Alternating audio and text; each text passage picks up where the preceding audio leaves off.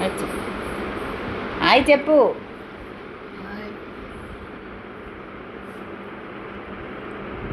Friends, మా mummy. Good morning all of you.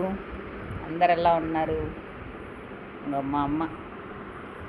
నేను చాలా హ్యాపీగా ఫీల్ అవుతున్నా ఫ్రెండ్స్. చాలా రోజుల తర్వాత మా అమ్మతో ఆమె చేతులతో కలుపుకొని తింటుంది.